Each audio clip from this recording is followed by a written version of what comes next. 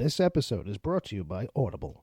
Get a free audiobook download and 30-day free trial at www.audibletrial.com/wickedtheory. Over 180,000 titles to choose from for your iPhone, Android, Kindle, or MP3 player. You're listening to the Wicked Theory Podcast. We're very happy to have you back, even for a short visit. And here we go. Broadcasting to you live from a small room dedicated to black magic and the downfall of Tom Cruise, deep inside Brendan Fraser's house. This is the Wicked Theory Podcast.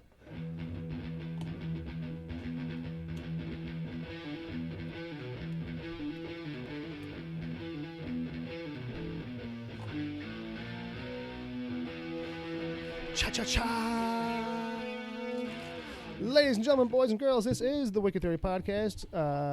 It was all my bad idea. I'm Bill Sweeney, and every week I get together and, we used to get a little freaky with the geeky, but these days, no, we're still doing that. I got my buddy Jay. Okay. And I got my brother Bob. If there hadn't been women, we'd still be squatting in a cave eating raw meat because we made civilization in order to impress our girlfriends. And I got Ed. Thank you for the conversational hiatus. I generally refrain from speech during gestation. I find it coarse and vulgar. Where were we? Trent! Oh, boy. Bob tried to get you, and I was like, he could upstage you, Bob. He told me about this plan earlier. He's like, I'm going to hit him with a quote. Let's see what Ed does when I throw a quote out. That was Orson Welles, by the way. Oh, okay. That was John. Mine was John Goodman from Oh Brother, Where Art Thou? Oh, see, now thespians in the house, Jay. You didn't know that we had this going on. What was that? Yeah, that's all right. That's all right. We'll He was lighting a cigar. you can listen back on Monday when this posts up on Okay. on iTunes. I'll catch it then. So so that's Bob on the guitar. In case I didn't make that clear, this is his episode 109, Sure. I think. Yeah, 109. 109. 109. And we're going to have some news, nerdish news. Trailer trash is still in effect, ladies and gentlemen. We'll get some trailers coming later on. We'll talk about them. We put them into the document every week, and then we throw them into the chat room, because it's a live chat room. When we do these shows, we record them on Saturdays, 7 p.m. Eastern Standard Time. Why are you staring at me while I don't you're know. doing this? I was just in the zone because I was about to rattle out more, then I realized I was literally staring By at you. the way, I just checked. Yeah. This is episode 109. Oh, all right, good. Thank you, Palmer. Thank you for the research department this week. And then, Ed, do we have DCTV report? Oh, we do. Oh, we do. Yes, we do. Oh, right. Well, Bill fucked that up. I'm going to have to figure out something on the fly. Unless I forgot to send you that. But is it on your laptop? Yes. You could queue it up and all that? Yeah. if we And I can could figure that throw you the plug for the audio, and we could just play it straight from your laptop. out. Okay. Don't know what that's going to sound like, but we'll figure it out. Well, I mean, Yeah. Yeah, I'll queue it up. you don't have to do it. Well, queue it up so you have it off to the side, I guess, at some point. But we have a while to go before that. And then that's like the opening thing, really. But hey, if you like us, you want to send us emails, you can send them to podcast@wickedtheory.com. Emails, opening lines, lists for lightning round, stuff like that. Whatever you want. Send it there. We'll read it. Hey, whatever. No promises. No promises. Nobody? No. Nothing. Okay, good. I'm not promising shit. That's probably for the best. Mm-hmm. Speaking of the chat room, we got people hanging out in the chat. Yes, we We do. do? We do. We do. We got Thomas K. Mm-hmm. We got Wesley Ryan Gaskins. Wesley. John Zombie John Thompson. Jones on the John. And Quadcast Courtney. Courtney in Wow. the house. Courtney's really trying to push T-shirt podcast day Yes. as the new hot thing to take over the world. And I think he's right there. I think he's got a thing going. Mhm. I think they kind of decided it was going to be like the first or second. Well, he'll straighten us out in the chat room on it. Yeah. But I think it's like one Saturday out of the month is like that day. Like, Yeah, I if think you're into it's- podcasts and you got a shirt for that show, take a picture of it and hashtag that picture, T-shirt podcast. Yeah. I believe He'll correct I us. believe it's the first Saturday for the month. Okay. Because I remember last weekend, Mhm. Meow God tweeting out pics of him in our T-shirt. Oh, that's right. That's right. And actually, and then he did a really cool thing. He a really big, friendly favor for the show, and he had a model come in and take pictures. It was a young blonde girl, take pictures with all different podcast shirts, and he included us in that because he's got one of our shirts. So we've got like 5 or 6 like stock pictures like we can go back to now and use for all kinds of different things. Just like a random picture of someone wearing one of our shirts with a logo on it. Mm-hmm. So that was really cool and unexpected. So I really want to thank him for that. I did already once, but I want, since he's here and he can hear me, and my guilty conscience is running high. I guess I don't know. But thanks to him, and thanks for hanging out there, Courtney. Yeah, and he's got a great And show. check out Quadcast Podcast. Yes. Wherever good podcasts are given away for free. I always walk away from that show with a really good feeling. I walk away from that show feeling like I don't do enough on my show to make it sound like a good show. Oh, you take that? Well, yeah, because the guy polishes a great show together, and like that's not even blowing smoke because I know he's there, but like. But there's just they really do. There's just a great positive energy that comes. Well, out there's of the that podcast. too. Don't get me wrong. There is that. Fair enough. They're not us. Fair enough. Or me, I should say. Yeah. Kish. Yeah, there's definitely a West Coast sensibility of like. I guess, man. Yeah, we don't have to point out the shit. We don't have to talk about things we hate, do we? And it's like we're like, yeah, that's a thing. So I don't know. I guess that's just our mentality around here. I thought it might be me. But I'm glad I'm getting the it's just feeling we're from mental you that around it's that it's all of us. It's not just me. Well, I always think that's the East Coast versus It West ain't Coast me, thing. babe. It's just because we're No, mental around here. no, it ain't me, Bill. You're right. It ain't It's me. not you. It's that New York, New Jersey. Listen, let's tell it how it is. Yeah. Whether you want to hear it or not. Yeah. I think that's important too, though. I know you didn't ask me for my opinion, but listen, buddy. Listen, I'm gonna do you a favor. I'm explaining something to you right now, okay? But by the way, You're wrong. if you want some examples of that, you could check out the emails that myself Yes. and particularly Jay sent into Gotham Lights. That's a this great. Oh, That's yeah, a great that's little right. segue. How did that go? Because I Went got well. busy at work. I was trying to listen at work, and I never finished the episode, and now I feel like a shit. But They love that over there, man. they do, They right? do. He sent a good email. I didn't see. I'm lost because I don't watch Gotham. Oh, okay. Right. You know what I mean? But I listened to the whole show. You know what I mean? I Yeah. listened So to Ed your wrote email. like a real show listener email, and well, you they named wrote the show after one of your quotes. and then Oh, yes. Yeah, and then no, Jay wrote some banter or some. Oh yeah, that's another whole show. That's Yeah. another show. It was That's it was, after show banter. Okay, fair enough. basically it was a 2-part finale, Okay. and I sent an email after each part. And Oh, my God. The first part for those spoilers. Spoilers if for you haven't Gotham. seen the Gotham I don't know if finale. anybody knows, but Bruce Wayne is Batman. I'm just gonna put that. I'm sorry. I should have fucking put the old spoiler. Warning. I should have put the spoiler warning. I'm Yeah. sorry. Fair enough. So so in part 1 of the finale, Fish Mooney is finally killed. You want to get nuts? Oswald Let's get Gobblepot nuts. finally gets back and kills Fish Mooney, and this has been the bane of that show for me for the last 3 years. You know who would be more believable? Bane from the Schumacher version of Batman. Yeah, Mom, rather than Fish Mooney. Yes, so I just sent them a one The show's sentence. going at 100 miles an hour right now. I'm just gonna say that. It's right into a brick wall, man. Okay. Yeah, so I just sent Crash them and burn, baby. a 1-sentence email that said, "That bitch better stay dead." And Right. which is the name of the show. Kish. That's where that comes from. yes, Because all right, that's driving me crazy in the edit. Like people have to turn their head when they do cash. When they do cash or trash. I'll get up and go to the sink. No, and but say it. everybody, it's me too. It's like I see him coming when I'm in the edit and I see the timeline and it's like, oh shit, look at that, look at that coming down the live stream across my it's a I big was sitting spike. where What is Ed was that? sitting last week, and I went back and went, hey! There was a couple. Yeah, I didn't have to work on those. It was hilarious.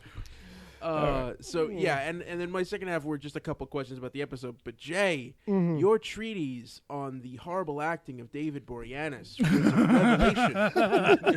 Is that what happened?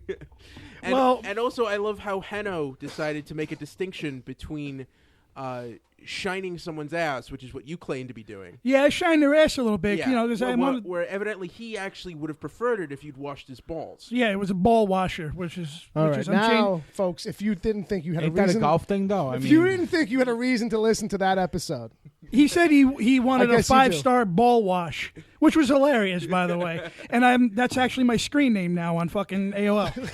5-star ball wash at I AOL.com. love it. I love it. I love it. But no, I'm sure that's available. No, he by the went way. on a mini rant in the episode before where he talked about comparing the guy that plays Jim Gordon, his acting chops Ben McKenzie. is compared to that of David Boreanaz. And he went on a rant. And since I don't watch Gotham, I said, you know what, let me send him an email about David Boreanaz and what kind of breed of suck he really is. And I talked to him about he did a slasher film with Denise Richards called Valentine, and he also did like the 4th Crow movie. Did you tell him that the best episode of Angel is when he's a Muppet for almost the whole episode? See, I didn't know that. Yeah, it's actually one of the best episodes. I watched Angel. I watched a lot of Buffy, too. I did too, actually, because I was dating a girl at the time that liked that show. Like, she loved Angel and Buffy, so I was, unfortunately forced to sit there, I don't have that out. I really watched it because I found That's it. the price of blowjobs, huh? Yeah, exactly. That was the going. The Angel Blowjob episode is one of the top episodes.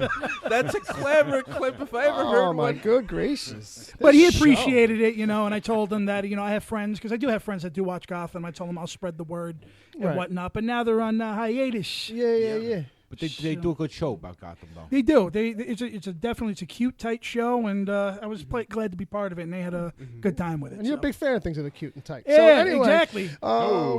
Hey, we're on fire today. We're going to burn out like 10 minutes from now. Blazing. We're going to be like, what are we doing?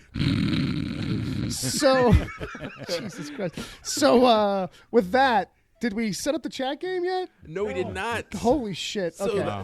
the hashtag for this chat game Oh, my is God. lesser known Batman 66 villains. Yeah. It's kind of a long hashtag. But, But hey, that's you know, but it's not a whatever. real hashtag. Examples include traffic jam, the pun, or the garbage man. Yeah, you can't use pitch versus pitch fucking titles. Wasn't that fucking traffic jam with the last pitch Yeah, versus it was pitch a, it was title? a pitch versus pitch. Yes. But yeah, so these are all last minute examples. I'm not going to take any credit for these. I don't want to be judged for That's that. These Agent are all, Palmer these are all, recycling shit. Even the I game know itself. one right. I know all one right Agent away. Palmer. Yeah, what do you got? The ball washer. Say, there you go. Oh, by the way, that's what I was going to say. 5-star ball The washer. 5-star ball That washer. is going to be your production company name. At Yeah. the end of a TV show, I want to see the logo come up where it looks like a bowling team. a 5-star ball wash logo. production. Yeah, like 5-star ball wash. An Uncle Jay film. Yeah, there you go. It's some real nice. I'm going to quaint- create a logo for that and send it to Heno. Isn't that the weirdest thing though? Now, like when you see that, like in the beginning of a movie, where you see like the production company name come Yeah. up, and like because everybody's got goofy production company names, it's like you're watching like let's say something like the remake of Serpico or just whatever. It's just something super serious, and it's like 5-star ball wash. I actually know a guy that has a presents. production company. It's called This Is Why I Can't Have Nice Things in My House Productions. See, I was just saying, like And the picture is like a broken vase on the floor. yeah. But like, especially with like when you get into independent and foreign films, where you've got to have sometimes 5 or 10 production companies pulling money in. Yeah. And those logos now take up like 2 minutes. It's Of the head. Are we all ready? I think I'm ready. Let's do some news, kids. How about that? You like news? News o'clock. News o'clock. Yeah. What's happening? Chemical warfare. All right, first As, up. as we lead into the saddest news of the weekend, Yes. So, riding high into the passing of Adam West. TV's Batman. TV's Batman passed last night. Yes, Is it? He was technically? 88. 88 years old. He was obviously not in the best health. His family was around. They knew he was going to pass. So at least there's that moment to have in your last moments, which is nice, I put out a tweet earlier, like, hey, I know I give this show a hard time and all that, but there's no denying, it's the key point. It's a start point. Like, you could say, hey, superheroes really started before that on TV and in film and stuff like that, but that had an indelible mark, and that's the thing that pushed us really forward and onward through. It was the only thing we had for a long time. Yeah, I mean, And if it's, you look at, I because they both premiered the same year, and their lead actors were very eccentric. I always end up comparing Star Trek with the Batman '66 show, and Yeah, I could. Well, And there's a certain amount of. Star Trek, had 13 years between the end of that. It had like a decade between the end of that series and the first movie. And Right. You had a cartoon going in there, but as far as Batman and media goes, I mean, you had the comics, but there was nothing between 1968, 69, and 1989. So you had 20 years where like that was Batman in people's minds. That's the one I grew up with. Yeah. Basically. Yeah, and that's what I grew up with. I mean, you had the Michael Keaton movies, but you had hours and hours of those shows running in syndication Right. on the Family Channel. Well, I mean, not counting the animation during the 80s. Because you had Super Friends and you had... but even that's, That wasn't very serious stuff either. No, but I watched it Did the for button? some Did you hit the Batman button by adventures. accident? There you go. Hey, welcome back. Yeah. You don't have his. You have his IMDb up at all? Yeah, I or can is get it anybody? up. Because I was making the point earlier that it's like all anybody knows is like these two things. You know what I mean? But Jay started mentioning other stuff that you knew him to be in, right? Didn't you name? Well, there was a something? really good documentary that Ralph Garman helped produce because he was a huge Adam West fan. He also does him on Fat Man on Batman or Hollywood Babylon. Hollywood Babylon, Right. which he co-hosts with Kevin Smith, and he's also the regular entertainment reporter on the Kevin and Bean show. Right. What do you run the fucking fan club? Holy shit! Well, no, that's basically That's his resume. I have it hanging up. Leave me alone. He used those resources I'm kidding. and notoriety to help get Adam a star on the Hollywood Walk of Fame. Right. There you go. And I mean, I remember him doing a couple of films. He did a couple of films for Canon. There was one called Doing Time on Planet Earth. That was the one. which you was like a mentioned. sci-fi comedy that Canon produced. Right. He was in one of those Lady Chatterley's Lovers. Right. One of those Yeah. movies, I think. And there was also one of those Grindhouse movies that he did called The Specialist, where he's some kind of guy with a gun on a mission, no. kind of a thing. Oh no. And I'll lend you that DVD so you can join in on the fun. You might get it right back. You might get it back pretty quick. Okay. I'm just saying. But Get my yes. boomerang back. Oh, he was in Young Lady Chatterley 2. All right, the second one. See, She was still Chatterley. Yes, is Professor Arthur Bohart Jr. But I mean, say what you want about him personally. I mean, that was Batman for me growing up. I watched all those Bill Dozier episodes when I was a kid. So Godspeed, my friend. Yeah. The Joker with the mustache. Yeah, I Cesar met him- Romero refusing to cut the mustache. I did meet him at a function, one Okay. of those chiller theaters Yeah. he was at. I think I think Monster you- Mania. You posted a picture up. No, I got to dig it out. But yeah. I will. Any memorable thing from the exchange there that you can recall in any No, particular except way? he was staring at my ex-girlfriend's chest, Well, it happens. It happens. as did most celebrities when I brought her with me. Oh, was it most people? Joe? Oh, absolutely. Did she have? Yeah. She's plentiful. Then Yeah, that, she that was. happens. Yeah, she Sadly, was. sadly, it gets eyes. Yep. So- Eyes, so- fucking Yeah. eyes. But the one last thing I would say about Adam West is Flash. he's someone who really enjoyed and didn't turn away the fandom and Right. really embraced. Oh, he embraced it. embraced it all right. Remember when he was pissed at Tim Burton? going on. Remember when he was pissed at Tim Burton that he Yeah. wasn't Batman Yeah, in well, '89? Well, also, I just think You they remember that? I Right? do kind of like he was Yeah. miffed about at least not being in it somehow. Yeah, and I think I would have been a great mayor. No, he was mad that he wasn't Batman, Well, Yeah. but then he's gonna take a look around because what Batman are you doing at that which is point? why it was funny. Yeah. Yeah. Well, I mean, there were talks in the mid '80s of Bill Murray playing Batman and just them keeping with that spoof kind of Yeah, comedy that kind idea. of tone. That's all they knew it as. Yeah, and I think because Burton. Thank God that didn't happen. Yeah. Because Yeah. Tim Burton took it in a completely different direction, didn't want to associate it with the Adam West show in any way. That's Yeah. why he kept him out. But it was so much time, and it really is a shame that they've made almost they've made more than half a dozen Batman movies in the last 20 years, 20, 30 years, and he hasn't been in any of them. Except for the animated movie that came out last week, which this year, which right, I saw a few in months theaters, ago, right, and was fun. But just seeing him in different formats, and he called himself the Bright Knight in shows. Well, in once the Dark Knight term started coming out and really sunk in, and then he's like, "Well, then I'm the Bright Knight." Yeah, that's his whole thing. But he did turn into something of an icon and a pop culture touchstone again when he started popping up on Family Guy, and he does have some kind of random appearances here or there that are always pretty tongue in cheek or this kind of thing. He did have a good sense of humor. He did, and because the mayor, Adam West on Family Guy, was not a very bright guy. Yeah, he's done tons of voice work. I have a feeling a lot of times Adam was like, I don't even get the bit, but I'll do it. Like, you know what I mean? It's a paycheck. Yeah, I like you guys. I trust you guys. So, to kind of wrap this up, I have pulled a clip from an episode of the old Batman TV show, which is when, for the next segment, grab it for the next segment.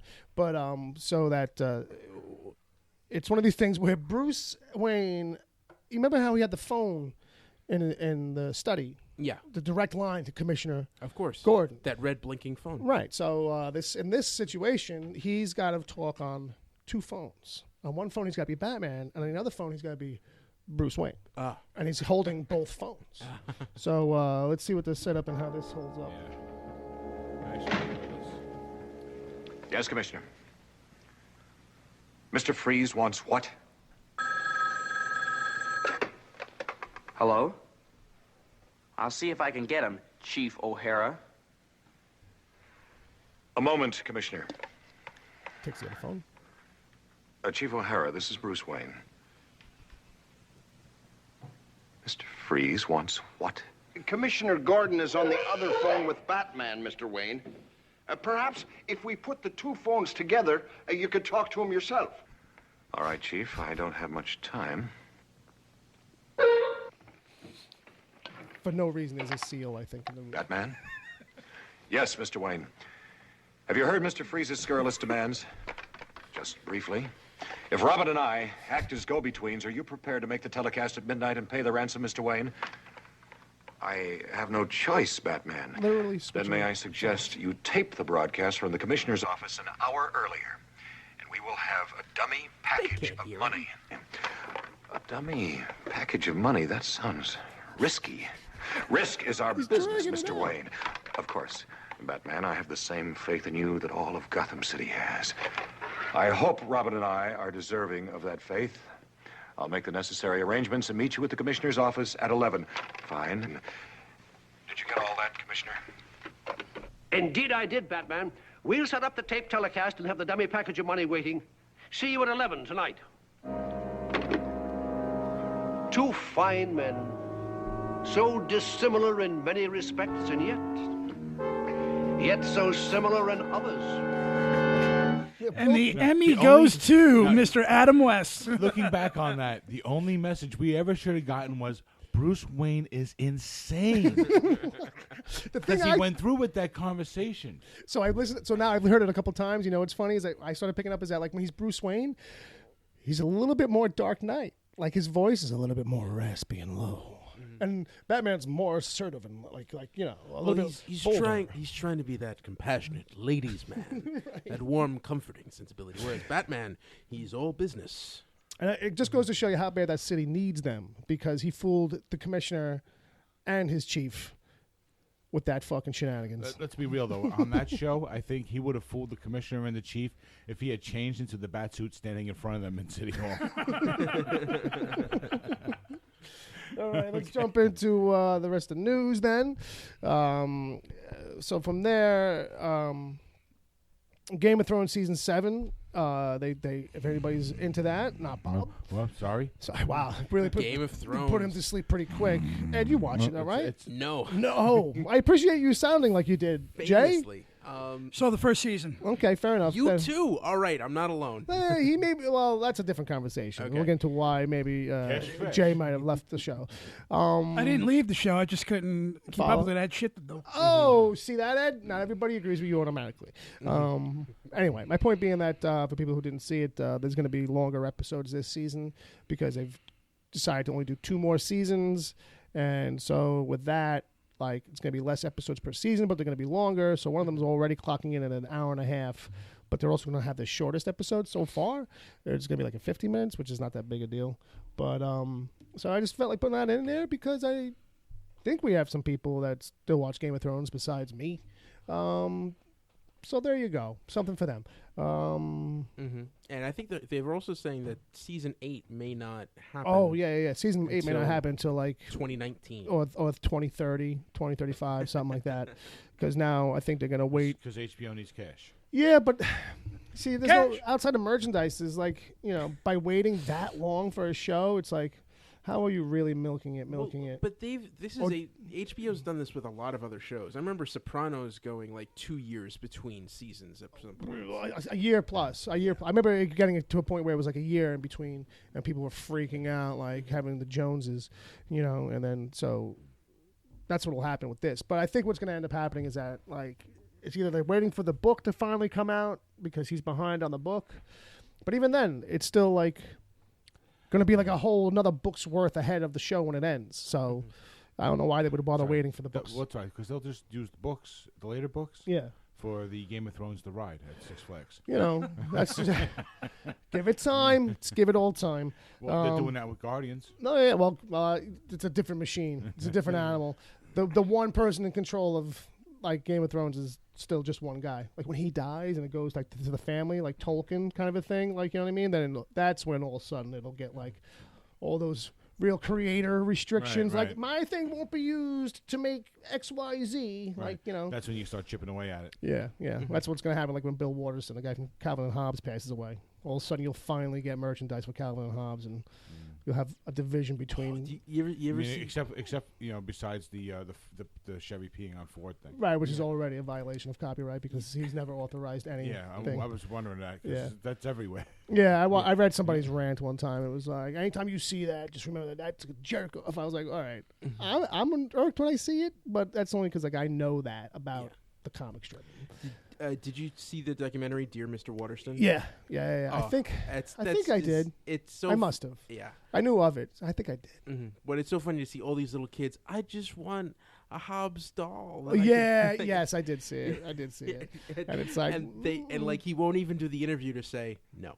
Yeah, we'll talk about staying off the grid. So check out that. There's a recommendation if you've never seen that. Next up, Doug Liman recently announced he's not doing the Justice League Dark movie.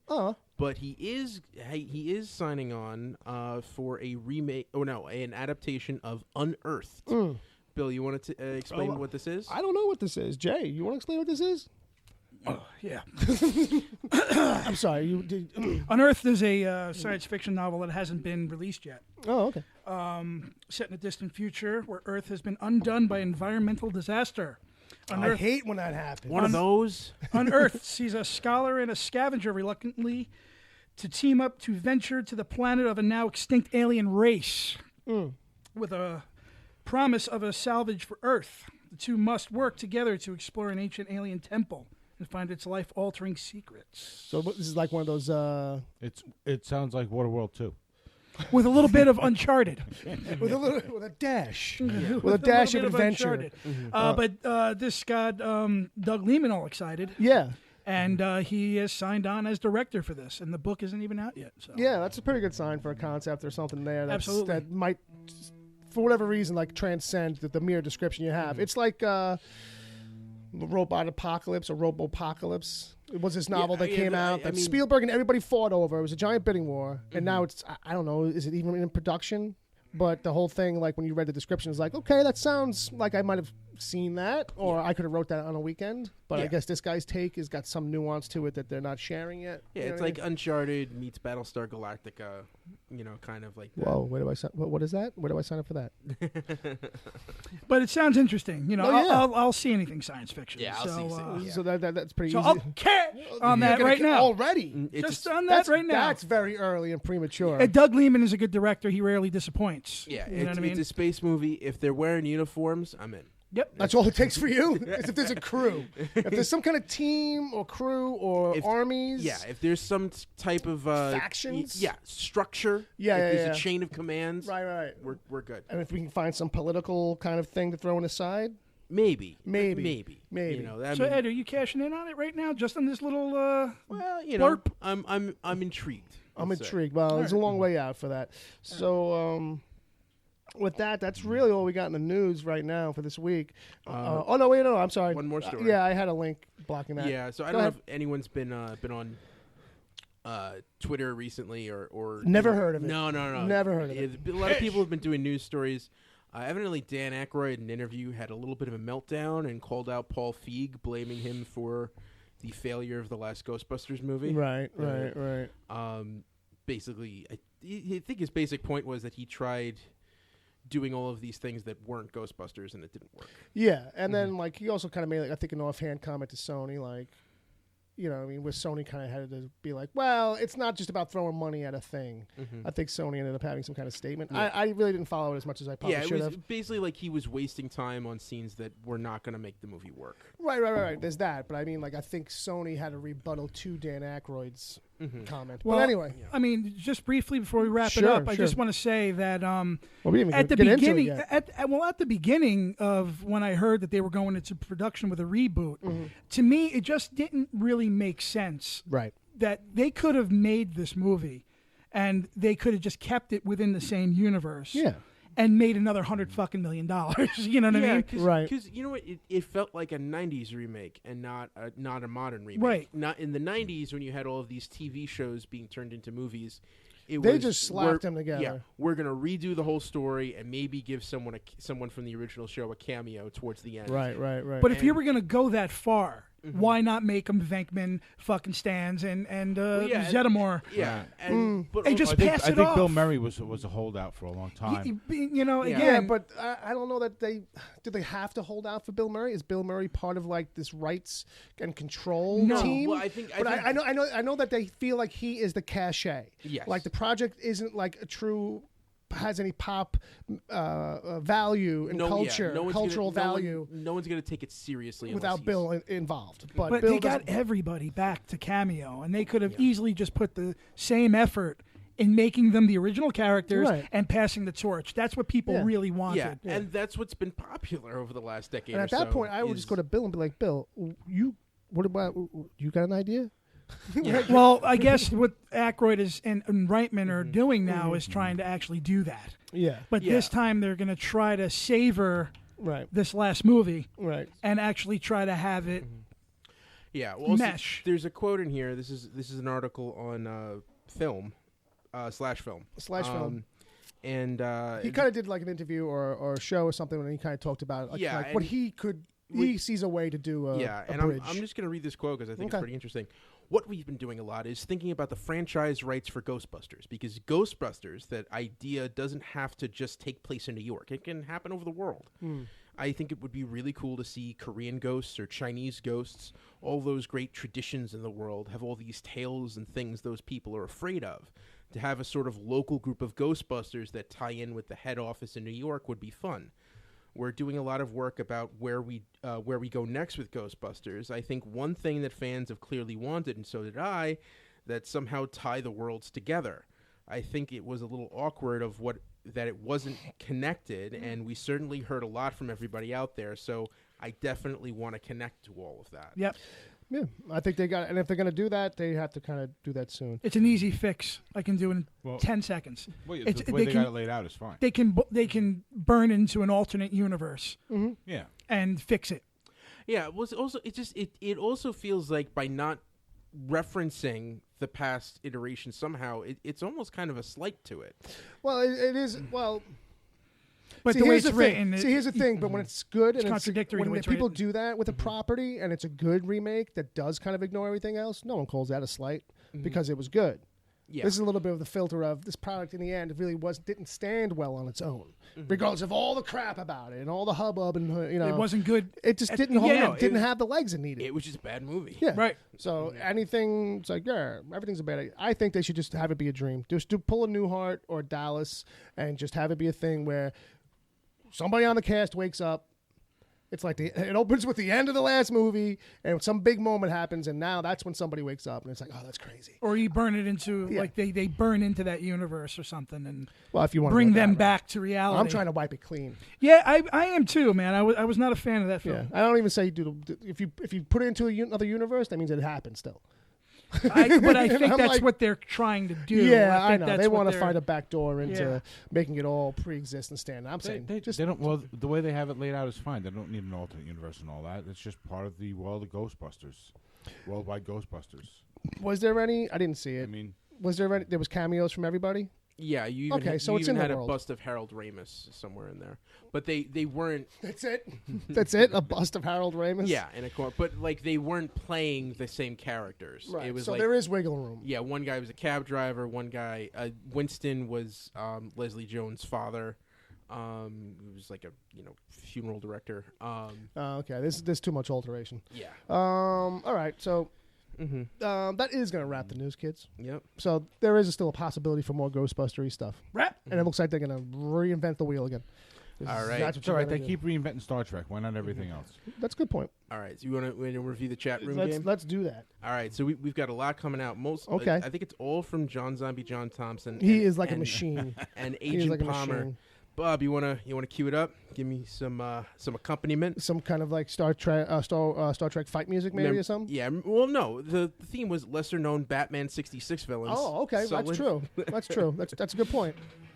All right. The Janitor. Okay. Surf and Turf. There you go. Zuckman. What? Mr. Warmth. Don Rickles. Oh, nice. I'll kill you with my insults. Uncle Jay. Nice. Penny Pincher. The Flasher. One Face. One Face. The Face Palmer. Oh, these are modern day now. Call Waiting. Cole. Chinese Takeout Delivery Man. Pothead. There you go. That's a good one. Black Man. The Dock Worker. Flower Child. Janis Joplin. Plain Jane. That sounds like a real one they'd use. The Technician. Seaman. Powdered Toast Man. Hey. Already taken. Yeah, that's right. Cinnamon Toast Man, isn't it? Cash Man. Cash man. Hey. Trash Man. Just back here. And Buster Brown. Buster Brown. Very good. Thanks for playing. And that's a little game we play in the chat room every week, folks. And there you go. So thanks for playing along there. And then I guess around this time we kind of jump into the meanwhile stuff. Meanwhile, So Jay and I both saw a movie this week. Did you guys go together? No, we did not. Did you guys you guys should have synced it, and then this way you could call each other afterwards and have like some crazy. Before you guys get into it, can I just ask one question? Did you leave this movie feeling like you were glad that it wasn't a DC related movie? Yes. Well, what I will say is I actually ended up seeing this movie by accident. The Mummy. The Mummy. You had your eyes open, right? Yeah, no, I was supposed to go see Wonder Woman again with a friend. You got tricked somehow into seeing this? Who got stood up. And it was like the whole point of me going to see it was so that my buddy could see it because I thought he would really like it. Oh, okay. So it was like, it's Thursday night. It's the first show. Why not? Let's just see The Mummy. Okay. And I'm going to make a lot of people really angry right now. Okay. But I kind of enjoyed it. You did? I couldn't tell that from the fucking phone call you gave me. I thought you didn't like. Yeah, well, because you played this game with me on the phone. You know, you played this game with me. Here's the thing. Oh, okay. Oh, it's a bad movie. Oh, okay.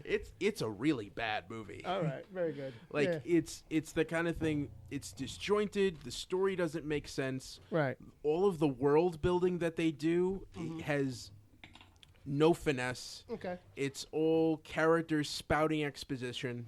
Ooh, it's clunky. Yeah, very clunky.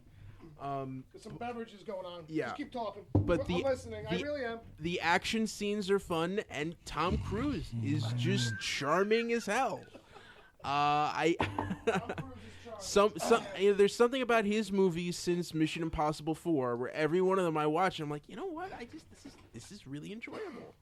And this movie takes a weird turn. I'm trying to figure there's no tag at the end. There's no sense of what the next movie in this series will be. There's no direction. You know, all of the direction comes from Russell Crowe as Dr. Jekyll.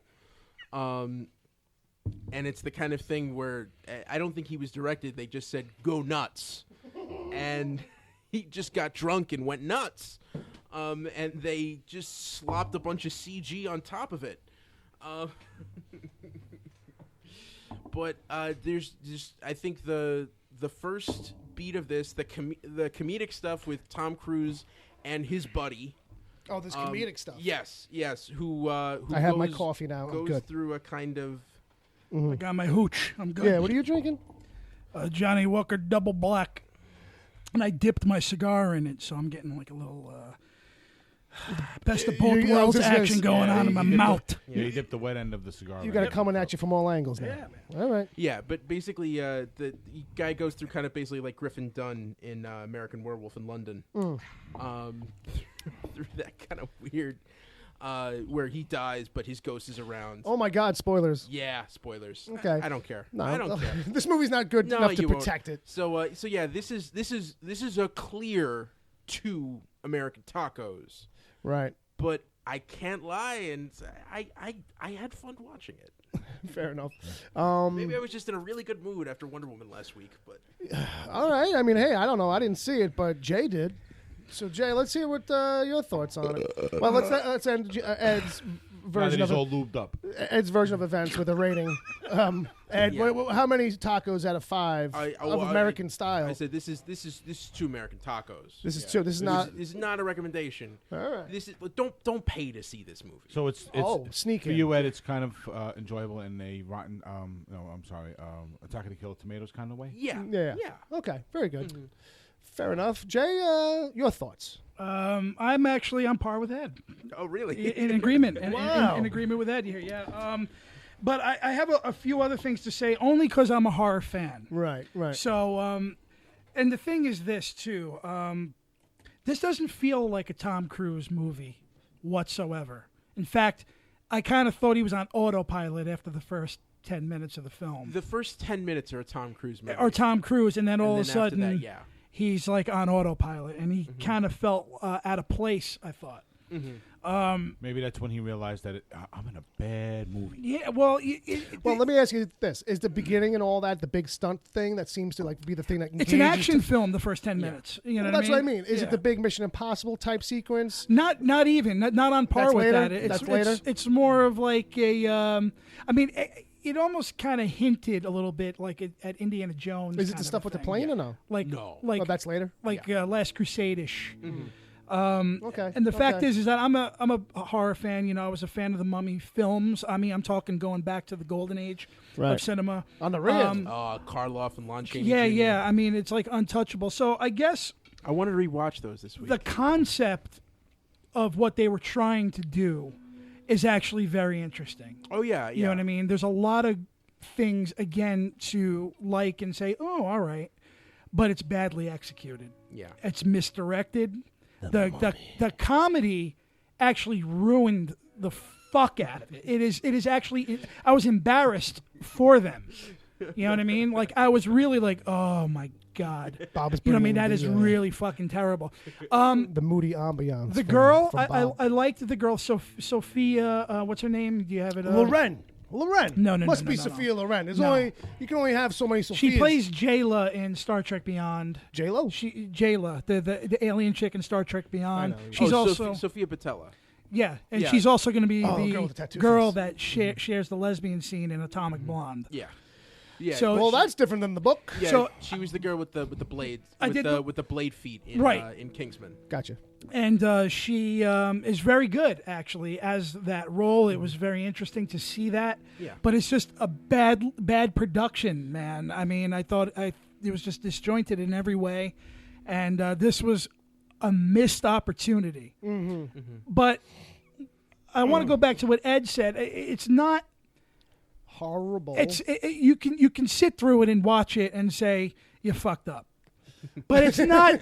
But it's not excruciatingly terrible. It's not painful. It's Right, it's right, just right. it's painful to me because I'm a horror fan, and they could have done a whole lot better Oh, this is with a- a better script, with a better director. And I have to say it, man. You should have replaced Tom Cruise with somebody a little bit more dedicated to the film, I think. Well, because the thing is, like, this is a movie star, and Right. and it's kind of a distraction. Right. Um, 2 American Tacos. Yeah, I share that with you.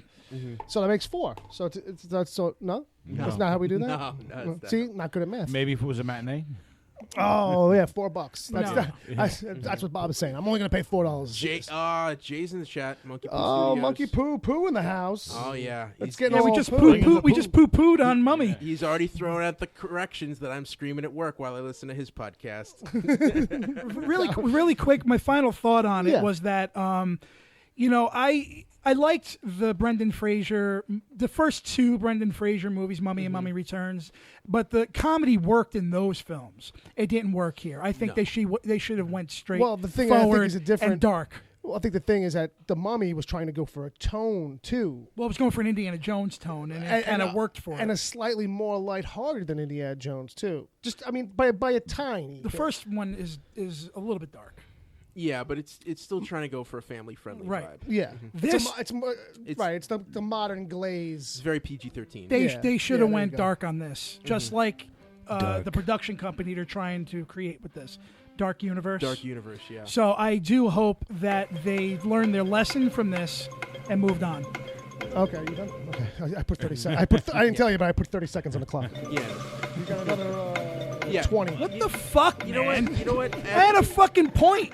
Yeah, no. After watching get this, I don't want to see the Universal Monster Universe anymore. I want to see a shared universe. Oh, it's on, Bill. No, I want to see a shared universe from Hammer horror films. Come on. Oh, I'm so I want- fucking with you now. I want to see them remake the Hebrew Hammer. Why don't you play that song? Why don't you play that song you played at the fucking after show? Yeah, ow! It's not queued up. I'm gonna have a shot now. All on right. top of that, Knock it back, buddy. All right, so and another thing about the Mummy. Yeah. Bill, what'd you watch this week? I saw. Speaking of Batman, earlier I watched Batman and Bill, the documentary all about the You and real- Batman? me and Batman on on how we dated You for a and little Adam while. West. Me and Batman chilling on rooftops at night. It was great stuff. Bill Finger. There was some That's the guy's name. whoa. Badfinger was a band in the 70s. So yeah, it's a great doc. It's what's great about the doc overall. If you don't know the story, but Bill Finger is basically the silent co-creator on Batman. Bob Kane, but Bill Finger supposedly did a giant piece of the writing, like probably most of the good stuff that you know to this day, and the artwork too, I believe, or the heavy lifting on it anyway.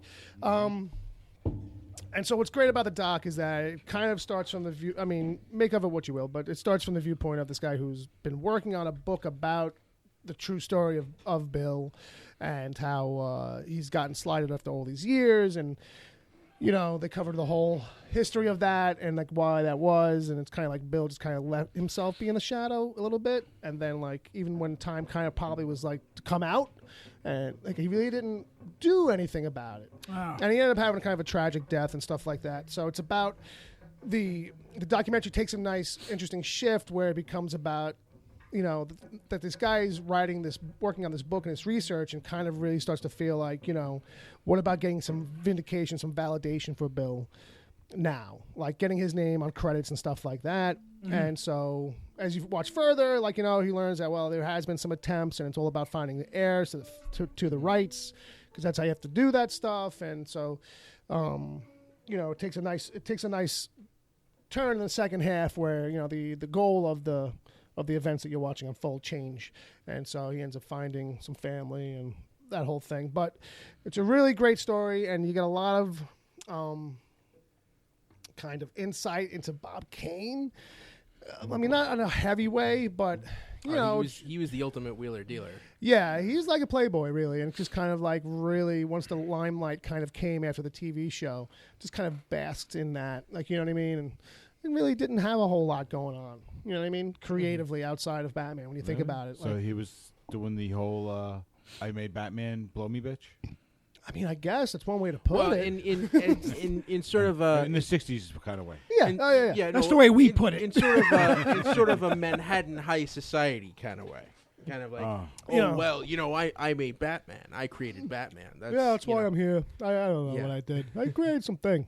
You want to hook up? I almost watched it before I came here today because I wanted It's to. a Hulu exclusive, I think, though. Right.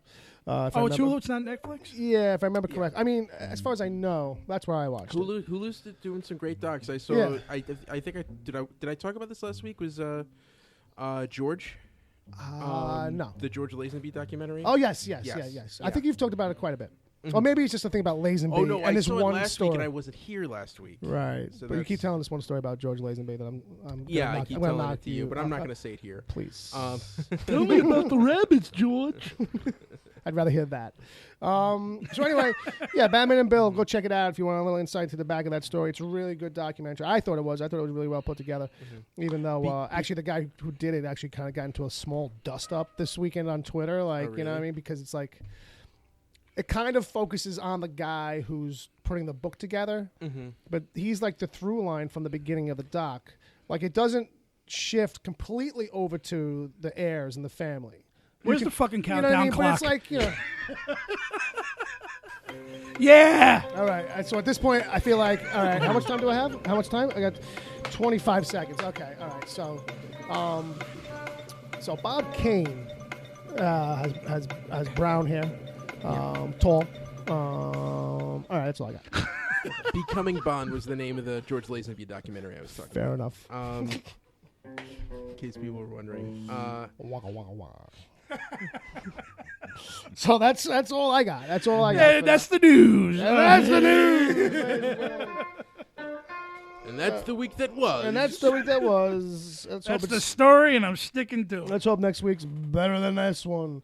All right. So this is the part where I do the Audible live read, guys. That's for you, listeners. That's what I'm talking to when I say guys. I'm not talking to these guys. I'm talking to you. For you, the listeners of the Wicked Theory podcast, Audible is now offering a free audiobook download with a free 30-day trial to give you the opportunity to check out Audible. Download audio versions of the greatest books you've ever wanted to hear. All the writers you know and love, you can look them up. There's 180,000 titles to choose from. Like Catcher in the Rye. And it's growing every day. You can hear Michael Rooker read Catcher in the Rye. Like Jane Eyre. Or Jane Eyre. I think Little Women. Pride and Prejudice. I think one day we're going to have Michael Rooker read something here on Walking this show. Dead, Rise of the Governor. There you go. You probably can get that read by Michael Rooker. Cheesecake. How much you want to bet Michael Rooker's probably read some Walking Dead related thing? Cheesecake boy. He can't do any other voice. Yeah, he can do it. You can't do characters. Do you know how hard it is to do an audiobook? Oh, yeah. Because it's not just because it's first off, it's one guy, and you've got to be engaging as the narrator and every character in the novel. Yeah. And you've got to kind of like do a change in voice that's not like always like I'm doing character. Yeah. It's like, you know what I mean? Like you got to make it kind of like obvious. If anyone's ever heard the Harry Potter books read by Jim Dale, which I believe is available. Well, there you go. There's a recommendation, folks. Now they have that one guy read straight through the whole series. Yes, that's cool. He's read all 7 books. Because I know a lot of like multi-book series, like the reader will change. Yeah, they'll switch off. You know what I mean?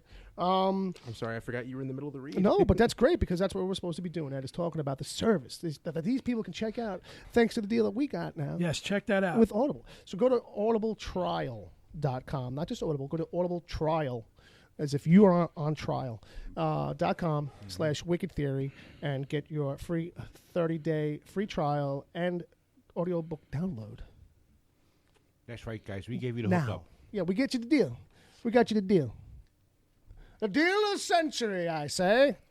That's a movie with Chevy Chase I think I saw and Gregory Hines. It's not actually too bad of a film either. Yes, that's the one with the airplane. You sure and, about that? I mean, it does have Chevy Chase. the Well, Orange this Train- was I just 1983 Chevy Chase. Jim Dale's Harry Potter reads are available on Audible. How about that, That folks? that would have been really embarrassing if that wasn't true. imagine? But all right, so that brings us out of the audible spot and on with the show, as it were, and into the trailer trash, folks. Anybody? What do you kids think about the trailer trash?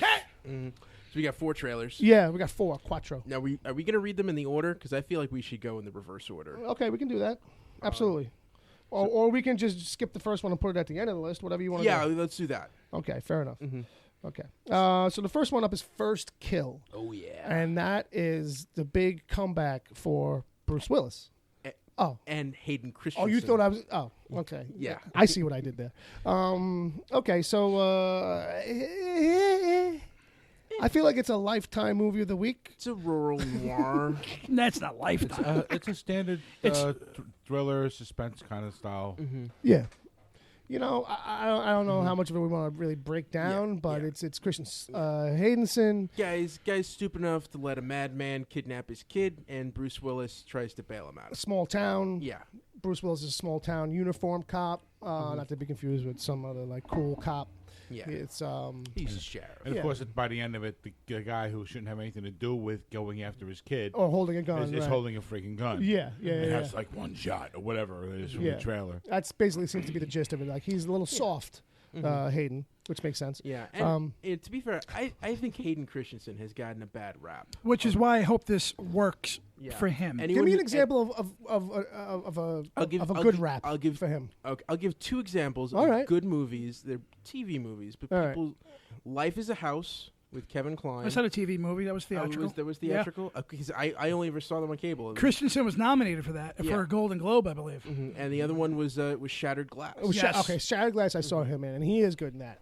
He's excellent in that movie. I did feel That's like the one where he plays the guy from the New York Times newspaper, right? Journalist. Right. And I did feel like that, even though that was a good performance, I felt like it was one of those things where he was really tapping into like himself. Like it's one of those things where like I don't know how much really performance you're giving me because I feel like you're not becoming somebody else. I feel like you just keyed into some aspect of like you're able to spin this inside of you as you. Well, let me put it this way. It's a weird headspace thing. I know. They came out between the 2 Star Wars films. Yeah. So if you have that to measure, if you measure that against those performances in the Star Wars films, you realize that it might have been George Lucas's fault. Yeah. No, not only that. Don't get me wrong. Oh, yeah. It was George Lucas's fault. Because he's a decent actor. He's not altogether terrible. I mean, I've seen him in other films that he did. I mean, even in Jumper, he's not that bad. Well, here's the thing. You know, you can kind of say that too, because even it's got to be Lucas, because Obi-Wan's not that compelling, even as a young Obi-Wan. You'd have kind of thought, hey, young Obi-Wan. I get it. He's not Mr. Personality. Yeah, but to be fair on that, Ewan McGregor was actually a trained actor. Hayden Christensen was just doing TV work. Plucked them out because they wanted a fresh face. But now you got this inexperienced with actors, director handling you. Right. It's easily because Life is a House came out before that, and he was good in it. It was such a great movie. Yeah, it's a very good film. All right, so with that, this trailer is if it's cash or trash, or the question is, it really didn't grab me as being anything spectacular or amazing. Right. For people, I think it's the comeback of Hayden. He's in something good. I don't know if it's. I don't know. Maybe this trailer's not doing it. Maybe it's not the right edit on this trailer. I find the setup incredibly stupid. I'm going to trash this. Right. I'm trashing it too. However, I will see it at some point. That's honest. You can't argue with that. I might watch it. I won't too. run to the theater to see it, but I'll watch it. At some point, it'll cross the eyeballs. And I wish Hayden luck. Rot's a ruck, buddy. You're gonna need. Or maybe Bruce Willis needs the luck a Yeah, little bit more. Hey, how do you think another Die Hard movie? I think. How do you think Bruce Willis feels walking onto that set? Like, I'm in a movie with this kid. Where did I go wrong? All right, I should have finished that stage musical about the Stephen King musical. You know, the one that had Bruno earpiece. put out another album. In the same breath, I'm going to say it doesn't look terrible though. No, Anybody no. want to hear some No, harmonica? it just looks like standard. It's standard. Maybe it might be them playing safe. Hayden playing safe. Hang on. That's what Bruce Willis needs to do. I need to be playing harmonica more in every movie. We need the return of Bruno. Under the boardwalk too, baby. Can we get train wreck sounds now, please? Next up, Yes, please. next trailer, American Made. American Made looks great. If you didn't watch any of the trailers, we put the links in the chat room. If you didn't catch any of them, go look this one up. The first 30 seconds of it do catch you. It was the one I think I was talking about on air last week. Tom Cruise. Looks good, man. I think Doug it was the Liman. Patreon you were talking about. Oh, that's quite possible. Another Doug Liman mentioned today. Doug Lyman, man. Doug Liman? Is it Doug Yeah. Liman? Are we going to have to look this up? Lyman? I think more people say Lyman. To be honest, Yeah. actually, I think I hear Lyman more often. It's lemon lime combined. He succeeds more often than he fails, I think. Yeah, and that's a guy. Another one where like Doug Lyman's oeuvre is the range is incredible. Right. Like he does. No two movies are the same. Right. They're I like how oeuvre is becoming the word of the year because like we can't say wheelhouse anymore. Like everybody says wheelhouse now, so we have to. I remember when wheelhouse was the phrase. That's in his wheelhouse. I was like, what the fuck is wheelhouse? Like however many years ago I heard that. Now it's like everybody says oeuvre. It's the fancy name for the box set of his career. That's French. I like don't know that. what it I like actually that translates phrase It's a better. fancy word that makes me want to shoot everybody that says it. It's like, what? I think Bob's reading my mind a little bit. Doug Liman's resume. See, another French word. Oh, his resume. Resume. It's a resume. His curriculum vitae. Oh shit! Here we His go. CV. All right, if you will. I'm loading the gun. All right.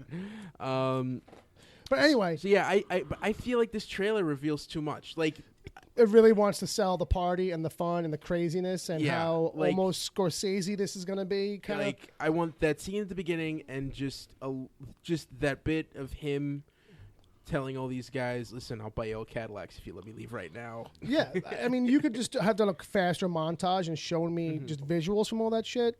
Done a tighter trailer and given me, like you said, one or two lines or Like him. they did with American Hustle trailer. Yeah, or Remember like the tagline with him and the girl, where you quickly see all the cash just spewed all over the front of the house, and she's like, "There's money everywhere." He's like, "I'll get it later."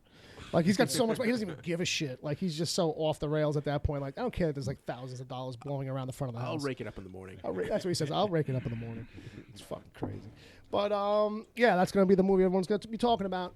Guarantee it. Guarantee it. Yeah, Cash. I think so. Cash. Cash. I Looks might be- eventually for me. Eventually, if you guys called me I'm and not- told me you're going, I'll go with you. I'm not a Tom Cruise guy, so It's more about the adventure, I think. It's more about Yeah, the fun that so, that could be. This could be a thing I that like- makes you I say, like "I the like Tom way- Cruise in that." yeah. Like I like the way things are looking with the trailer. So right? What's Bob's cash on Tom Cruise? What are Tom Cruise movies you like? Risky Business. Oh, you're going back. Yeah, that's great. Saw that in the theater. Days of Thunder. Days of Thunder. Oh my God. That's actually not too bad. I really wasn't too crazy about much else with him in it. What was that one he did as a kid? That he was a sci-fi movie with the demon. He had to fight a demon. Legend. Legend. Yeah, Legend. Yeah. Legend. I like that one too. Yeah, that's good. Ridley But Scott. again, that's going back a ways. When are we gonna get Legend 2? I mean, come you know on. what it was? You know what it was? It was a certain style of movies in the '80s that he just fell into that I didn't like, and then ever since then he's kind of gone with that kind of feeling. Yeah. And it just, you know what I mean? You used to feel Top like- Gun. I wasn't too crazy about Top Gun and all those other movies. I did like The Firm. Is a good movie. He always and felt I like he did was He kind wasn't of- bad in The Firm. He was. A Few Good Yeah, Men The is a Firm is good good. movie. I liked that. Born on the 4th of July was good. What's Yeah. the one with Well, Pacino? Born on he 4th of was July. pretty good in. Oh, you mean you Was Oliver it Stone's Devil's Advocate. Was no, that No, was it was Keanu. That was Keanu. Yeah. No, not well. Okay, well, I'm thinking of when he was with wasn't he the one with Pacino? No, Where when Pacino Pacino's was the devil, that's with Devil. Keanu. That's That Keanu. was Yeah. Keanu. Yeah, Okay. yeah. Mm-hmm. I got these Rain lifts Man. in my shoes. Rain Man, another older one. Dustin Hoffman. Look at me, I'm the devil. Hoo-ha. I got flames and shit. He's laughing his sick fucking ass I off. had some sriracha for dinner. I'm making a mess. All right. So next You gotta up, love when he's yelling at God. It's great, you know. Oh, the whole. He's a tight ass. He's a sadist. He's an absentee landlord. Yeah. Oh, I love that shit, man. So the next one on here is kind of like a tease trailer, but it's Starship Troopers. Yeah. Traitor of Mars.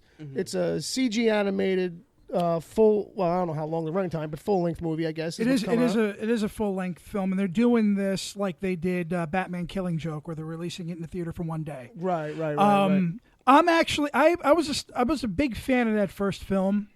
Right. So I'm kind of this is Starship Troopers reeks of fare that should be animated. Right. So this looks kind of decent, though. I was kind of impressed by it. Okay.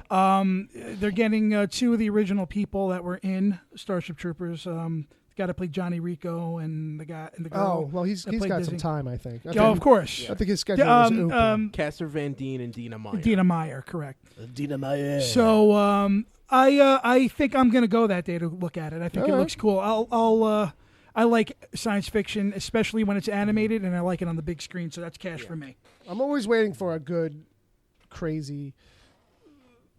I keep expecting the CG animation stuff to kind of like break, and something's gonna do really good, and people kind of gonna give it its due. Right. Like, you know what I mean? I know that, like, that Final Fantasy movie back in the day was like the closest we got to that. And that was kind of floppy because the story was meh. Right. And all muddled up. I think this is going to be a little bit different than that because we're familiar with this subject matter, and we like those bugs and that kind of that guns blazing story. So I think that this looks decent. We didn't see much, which I'm also happy about. So I'll go. But see it looked that. really good. Yeah. Yeah, to be honest, I saw Starship Troopers when I was much younger, too young to appreciate it really. Oh. So I don't know how much. And appreciate it for the satire that it was. Yeah, it was the kind of thing where I just didn't get it. I think that's a movie I need to go back and revisit. Oh, definitely do. But it's funny hearing people talk about it over the years. Talking about the satire, and I didn't get any of that sense in this, which surprised me a little bit. Just that one hint at the end where he's like, "Are we losing this war?" I liked that it wasn't in it. Yeah. Actually, I like the fact that the satire was kept in Verhoeven's film, and now we might be getting like a really good sci-fi action, much more film, straightforward, animated venture. So I'm actually pretty excited for it. I want to see it. Cash. It looks gorgeous. I'm going. I'm going to reserve judgment for a while. I'm going to say trash this for now. All right. I'll say Debbie. But if you went with me, would you go? Oh, I'd go with you. All right, so you're cash. Go with you to Move see on. anything. Go with you to see anything. So, Bob? Starship Troopers is not really my thing. Yeah. The fact that this is going to be a CG cartoon, not really my thing either. Yeah. Right. So, I mean, if it was something phenomenal that later on, maybe I would check it out. But as is, no real interest at all. All right. So fuck you, Jay. That's what he's I saying. don't know. That's what Bob is saying to you. No, He said fuck you you. enjoy it? Enjoy it. Yeah. Enjoy it. I'll be there. Not my thing. With my drink. Ignore me. I'm just trying to start some shit. Not my thing. All right. And then the big one that came out this weekend was the first trailer for Black Panther. Cash. Cash. Cash. We can just skip talking about it, basically. Yeah, Just be like, Cash. You know what? Cash. Like this is the It's kind of looking thing. marvelous. Let's put it that way. Yeah, this is all of the marketing I need. Like, I do not want to see anything else from this movie Right. at this point because I feel like that would be too much. I like the fact that we're in Africa, so we're seeing a completely different side Of everything. of the Marvel universe Yeah. and a completely different type of superhero story Yeah. than we've ever seen on screen before. Right. Mm-hmm. And it's a whole. It's almost like a science fiction realm. Well, it is, yeah, in its own way. Well, what I'm saying, but it is. Yeah, in its own way. But just this sense of color and characters, but still real stakes and just the little bits of action scenes that we saw from Chadwick Boseman. I'm in. That's all I gotta say. Yeah, it was a really good trailer. Well done. But again, I don't want to see nothing more. I'll wait till February. Yeah, absolutely. I wish I could say that I won't watch another trailer. Like that, right, I would that's keep the my thing, though. That's the thing. You know. I totally agree with the sentiment. Yeah, like I don't want to be spoiled because I see that this is so unique already. Yeah. that to show me anything, don't spoil the uniqueness Right. of it. Like, And you know? I think this is going to resonate with people on a lot like Luke Cage did. Sure. You know what I mean? It's Right. It's gonna have specific groups of people are gonna just like love this. They haven't had a lot of heroes. In movies. I mean, and this is absolutely. all. Well, that's it. You know what I mean? You know, this is all about African. And I'll say that too. That was the thing that kind of surprised me, that it's not globe-trotty. No. Like, I kind of thought maybe we'd No. get something like that. Well, like, yeah, we spent a good amount of time there, but we're going to be going other places too to kind of really, cross-diversify or some shit. It's like, nah, it looks like, at least from the trailer anyway, it's like, no, we're like 90% just in Wakanda. And, yeah, obviously we're going to leave for a hot minute, probably something at the end or some bullshit. But, like, we are getting deep into the cultures and all of it, I like that, like, it's, like, this is going to be huge worldwide. Absolutely. In markets across the globe that don't see this kind of thing and have been clamoring for this kind of thing are going to be ecstatic, I think. It's got a nice sci-fi element to it that I love. Sure. Which I think is going to be interesting to watch people get baffled about. Yeah, well, Wakanda has always had a bit of a science fiction edge. Absolutely. Its existence. Right. Right. A little bit. Well, the thing is that aliens, since and then there's like metals that are only allowed. So in the comics originally it was adamantium. That was the only place you could find adamantium. Since that's become an X property, we've kind of retconned that where it's now it's vibranium. Yeah. It might have been both, but I'm not sure. But point being, that's super rare. So Wakanda a long time ago managed to be one of these societies that's closed itself off from everybody else, kept the marauders and all these other conquering nations at bay, and for the longest time was able to just be a civilization unto itself. And, because of the different kinds of internal influences of their culture, like, really was able to prosper. And it's a highly scientific community where, like, very advanced technology exists at the same time. What people would consider primitive lifestyle still exists too. So you do get this kind of split culturally, I think, within the country of the old ways and the new ways, which I know was a big deal in the most recent Black Panther book, because I was reading it for a while, where it was all about the politics and the inner struggles, and there was some uprising in locally against the royal family, as it were, and although he's a king and he's great, it's still a monarchy with some of the internal struggles with the people inside the country. Like, so I don't know how deep they'll get into that, but to not do that would be kind of crazy, like, because that's kind of like how these stories always go. It's going to be like, well, which one of my team is going to turn on me or something like that, like, Well, I'm actually glad that Black Panther is getting his own film, because I remember when he was part of the Avengers back in the 80s, I always thought he was a very intriguing and very interesting character. Yeah. And so I'm glad that he's finally... I never thought in a million years we'd ever see anything like this. Even when they originally put it on the list as, we're going to get to these movies, like, and Marvel originally put out this list. This would be one that would, like, keep falling. Yeah, exactly. Well, initially that's what Wesley Snipes wanted to do instead of Blade. But they gave him Blade instead. Yeah. And...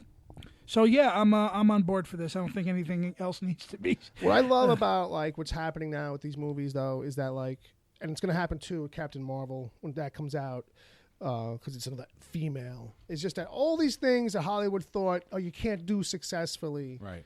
Female centric. Right. It's all falling by the wayside. Black main characters. We can't do a movie that's about a superhero in Africa. That's crazy. That's crazy, Jimmy. That's crazy. We'll never sell it.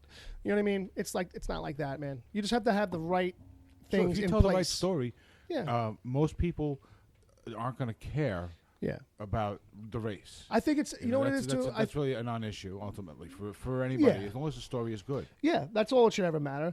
But I think the thing is that the studios don't get that, because it's all about dollars and cents. So they don't see that market spends money or something. It's not all just dollars and cents. Sometimes focus groups give you crappy ideas. Exactly. Don't that's listen to absolute focus groups, okay? Yeah. Well, that's the problem that they do. That's and directors will tell you that's some of the worst shit that ever happens in their movies after we go to focus groups.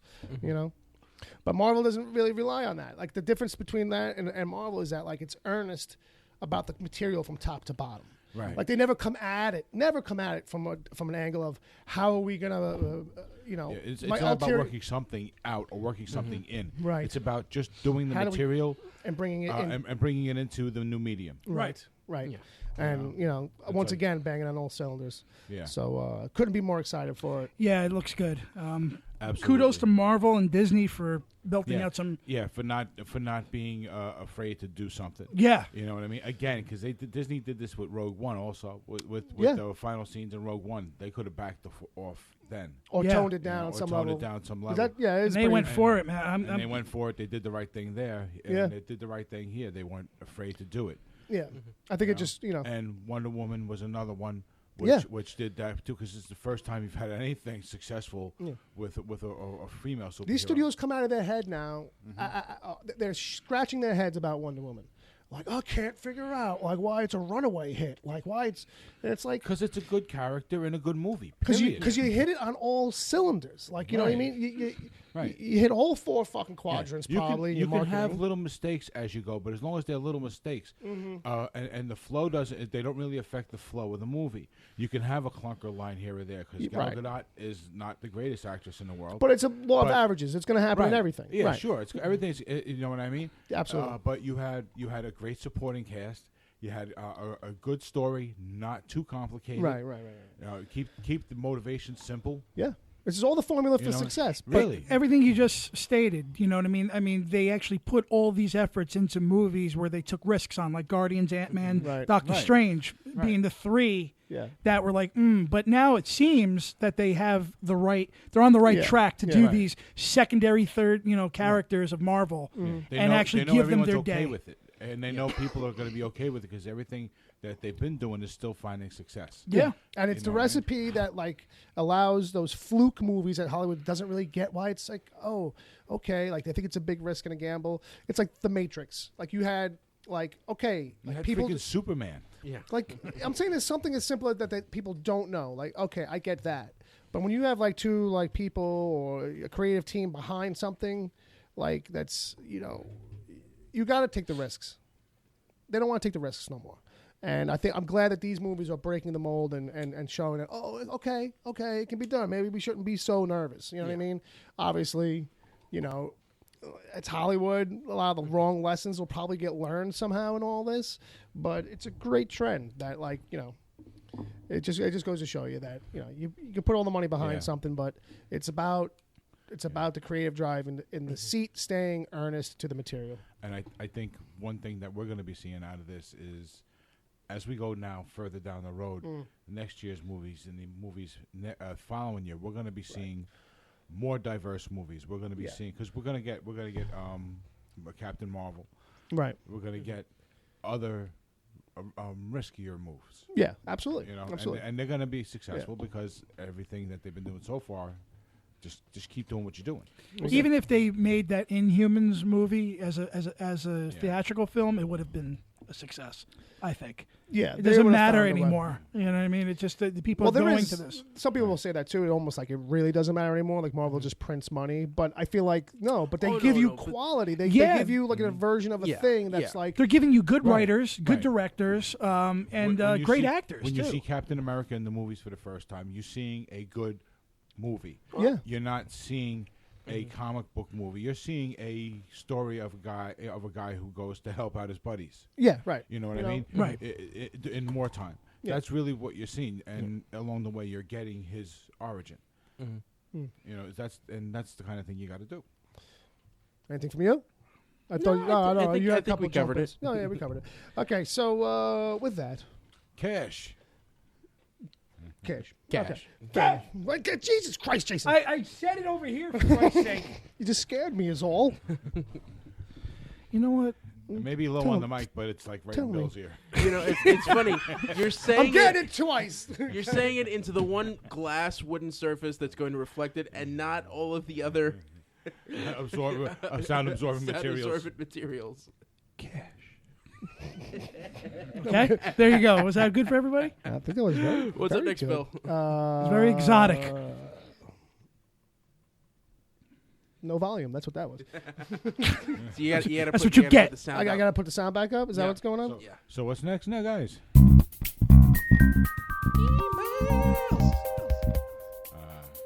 Oh. see a Dom Torrey. Always Steph and Wesley and James. Dom Torrey in the chat tonight. Dom Torrey in the Chizzy chat room. Oh, boy, oh, boy. All right, so Palmer's actually got one in here because he sent me a thing, and he was like, hey, you guys should do this. What should I do with it? I'm like, send it in the email. So he's got a scenario type thing. Okay. All right? So it's one of these. Gentlemen, you've been kidnapped.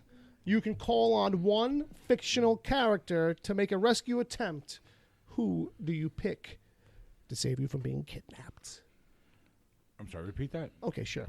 Gentlemen, you've been kidnapped. You can call on one fictional character to make a rescue attempt. Who do you pick? Your answers in the chat room. You want to play along. Who would you pick? Me, I'm leaning towards like Dr. Doom. I think would be a nice guy and help me out. No? Nah. No? You Not can't so figure much. a guy who has Not so much. She's got to have some kind of ulterior motive. Who's gonna care? Maybe I'm no good at this.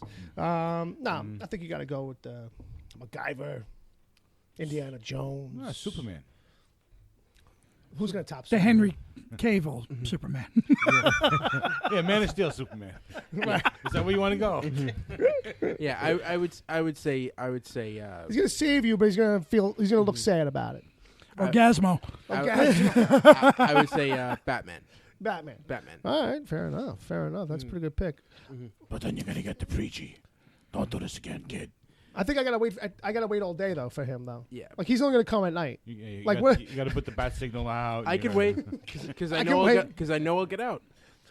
You better hope the kidnappers can wait though. That's what I'm getting See, at. it's the same reason he beats 100 Smurfs. Oh, is that what it is? Don't start. Let's not go there. Because James will be chiming in real fucking quick. Actually, Wesley threw in, make it better, the kidnapper is Batman. Ooh, then I just. I'm good. Superman. If he's just kidnapping me, I think I'm fine. I'll just end up becoming Robin or something. Well, Superman is the safe pick because you know Doesn't you're matter. going to get out of it alive and well, and Yeah, he's it's not all gonna said kill and me. done. If you want to be adventurous, Really, all you need to do is annoy the kidnapper enough, Yeah. and then he'll let you go. RoboCop. There you go. And I got a feeling you probably can push Batman's buttons if you know what they are. The only problem with RoboCop is that he'd probably arrest me in the midst of the Yeah, rescue. You're coming with me. I was about to say the one character I think who would be able to get past Batman and finally affect him emotionally would be Hannibal Lecter. Right. But in the end, he wouldn't save me; he'd eat me. Exactly. Right. Are the bats still crying, Bruce? Ed O'Hare's real name was Lewis Friend. I met him only once, March 16th, 1980. Your and anagrams are they were showing, lovers, Doctor. you see. Lewis Friend, Iron Dr. Lecter. Sulfide, All right. Fool's Gold. I'd have Michael Rooker come and fucking save me as Yondu. What are you doing there? What are you doing, Jay? Let's get the fuck out of here. Have a glass of Jack. God damn it! I just did a half decent Jodie Foster impression. Boy, You did. that wasn't no Jodie Foster. I fucked her 3 times. Jesus Christ. Cheesecake. Oh my God, Michael Rooker. Not Michael Rooker is out of control. Yes, All right. So, guess who's next, kids? Anybody want to take a guess? Steph. Palmer. James. No, we did Palmer. You were right on both counts. Well, just not at the same time. James is next. Another one gone. Another one gone. Another week bites the dust. Hey, it's Saturday, and that means Wicked Theory podcast. Alrighty, I need a better introduction to my emails. I'd agree. Fuck you, Jay. That's in here. Sorry, long week. 53 hours on the clock. Still got grass to mow. No, seriously, your yard's so big it takes all my free time to keep it mowed. Anyway, it sucks. Gonna be another week before I can go see Wonder Woman. That didn't work out. Duke should have won. In case you forgot. Excuses. I'm starting to skim. Shit, I have a question. I thought of it last night, and now I can't remember it. So is there anything in this? How much wood would a woodchuck chuck? No, that's not it. And I'd say as much wood as a woodchuck kind of chuck if he could chuck wood. Last week, Almost got it, Bill. almost got it. I missed one word, but it still worked. Harney fucking horror. The answer's 40, by the way. 40. Last week, okay, here you go. If you could pull a character to do a spin-off TV show or movie with, not a Rogue One style type of sequel or a second movie trading main characters for a straight role, a straight up spin-off, who would you pick? Basically, what supporting character deserves to see their name on the marquee? Dum-da-dum. As a TV show or a movie? I think he put it both ways. TV show or a movie that a character needs to spin off, not some forgotten scene or some shit like that with somebody else, but Newman from Seinfeld. No. He almost got a show. They had a pilot. They shot a pilot for it, I heard. Did they? Yeah. Silver Surfer.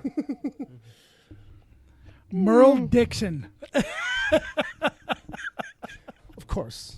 The animated adventures, and you could do the voice No, for it. before the zombie apocalypse, what he was doing, from what, high school? Yeah, exactly. The high school days of Merle Dixon? The Dixon brothers. Oh, boy. Jethro Clampett. That would sell. Bob wants a Jay Clampett. Wants to know more about Clampett. The character needs a spin-off. Uhura. You know who needed a spin-off and didn't get one? Sulu. Back on Mork and Mindy, when Emo Phillips used to show up on that. Does anybody remember Emo Phillips? Oh, wow. I'm trying to. Strange, weird haircut. Yeah, really. That would have not. The pilot would have never gotten greenlit. I don't know what other alien he was. No, it wasn't Emo. It wasn't Emo Phillips. It was some other dude who played the guy. Jonathan Winters? No, he was the son. No, on Mork and Mindy there was some other dude, big-nosed dude. I think he wore a robe all the time too. But he was another alien or something. Anyway, Pee-wee Herman? some sidekick. Or Latka. Latka from Taxi should have had his own show. Potsy from Happy Days should have had his own show. I think they tried. No, I don't know. Yeah, they did give Latka his own apartment with his wife. I think they tried, kind of, maybe. I'm still trying to figure out how they probably fucked it up. You know what? I have an answer to this, but I can't think of one right now. I'm still trying to figure out how Johnny Loves Chachi failed. It was the opening credits that fucking because Johnny was high. Oh my god! That Yeah, there's song? a lot of reasons. Well, the title spoiled the ending. That's true. That's true. We do know what was going on there. that song they were singing together. That's what killed it. It was like, oh my god! this When song- you look at me. I sing that to Bill before the show. Please don't. Jesus Christ! No, actually, I'll I tell you can't. what I want to I see. can't unforget that. From Dodgeball. I can't unremember that. From Dodgeball, A True Underdog Story. Okay. I just want to see ESPN 8, The Ocho. Jason Bateman and Gary Cole's characters. Or a Patches O'Houlihan show. Hank Azaria. As Patches O'Houlihan, yeah. There you go. Brockmeyer, guys. Check it out. Yeah, actually, what's funny is today at work, Brian, a guy I work with, he started talking about it. And I was like, oh, actually, I heard a lot about it. So we watched a couple of clips. It's good stuff. It's really good. I really want to watch the episode. That's something that's good in clips or for long stretches because he's just so good at doing that guy. Yeah. You know what I mean? I thought I hit rock bottom when I let a Taiwanese hooker snort crank off my Johnson in a bathroom stall while some German guy watched under the toilet. Well, I'm erect. Well, you can't just do that part. You got to do the call. And on that note, the show's over. You got to do the call. No, that was. You can't do Brock ball 3 to Grace. Right, yeah. It's all one long breath and ball 3 to Grace, 2 and outside. Whatever. Well, that was that. Rather go he 6, 4, 3. Yeah, we're I know you were doing a literal line from the show, probably. Yeah, he was announcing during that scene. Right. But the thing is, he talks like an announcer everywhere he is. Yes. Everywhere he goes. Mm-hmm. All right. So, and here, plug this in. We're going to queue up the DCTV report soon because we're almost done with emails. And we have to set up for the next bit after that. Right now, we're going to read one from Steph Muniz. Hey, Stephanie, how you doing? Co-host of the Gotham Lights podcast. Yes. Which we were talking about earlier. Great show on Tuesday or Wednesday, whenever that was. Thank you for the reading of my email and Ed's email on Ed's behalf. And I'd like to say thank you for putting up with whatever shenanigans the people from my show might be doing to your show. I don't know what's going on over there. Heno's getting married this weekend, isn't he? What? Yes. Isn't he going to the Bahamas or Honolulu or some shit? I believe it was some kind of destination. Yeah, wedding. some kind of, Very nice. Congratulations. He's getting married at Sandals somewhere. Congratulations, Heno. As I say to everyone, congratulations on finding someone to put up with you and your bullshit. Having a little snort, so salute. Well, that's what they think's going to happen. We'll see 7, 8, 9, 10 years from now. That's always the question. So Steph's email starts out, "Hey, yous guys." Hey, you, Steph, how you doing? She says, "My mom and I took a trip downtown today and rode the light rail again. Second time for me, first time for her. My question to you all: what is your favorite form of public transportation?" That's it for me. Take care, fellas. Your pal, Steph. The wrong question. The fucking. Okay, you guys all go Not in this first. town. It's like, okay. Whatever it is, it's definitely not a beam of light like Stephanie. Right, it's no light rail. Oh, it's 3 a- seconds and I'm out on this, all right? My fucking Jeep. Because fuck the bus, fuck the train, fuck it all. My Jeep, me driving That's to public. the That's destination. public. That's That's it. public transportation. Fuck commuting. I've done it for 26 years of my life. Right. Fuck that. All right, fine. That's a way to dodge the question. And I'm out enjoying my Are you running for my office? scotch. Yeah, I'm running for office. Just when I thought he was done. I'm with him. All right, fair enough. I'm with Jay. I'll say my favorite form of public transportation, just in general, is probably the ferry, because it's one of those ones where it's like, Because it's free. if you have to spend a half an hour on a form of public transportation, at least it's like a boat and it's different, and like you're going across the ocean, and it's like it's not like you can get away from the chaos. That's the best thing. I'll And if, say that. and if the vulture comes along and splits it in half, you got Spider-Man to hold the whole thing together. That's true too, because we all know those Staten Island ferries are kind of tricky. Unless somebody rigged it with a bomb and. Oh, that's true too. Yeah. But that's a different city. That's Gotham. That's the exact. That's fictional. Yeah. It's not like Spider-Man. Spider-Man's real because it's Yeah. from home. Yeah. You can wipe your ass with that answer. I had more. Put a guy in a glider suit and call him the vulture. And Oh, you my got point it. was just that, like, You 'cause on are a bus- correct, sir. Because on a bus, like you can kind of only go so far to get away from people acting like complete maniacs. Like on the boat, at least you can go, up 2 flights, down the front end. You can get away from the local habitation.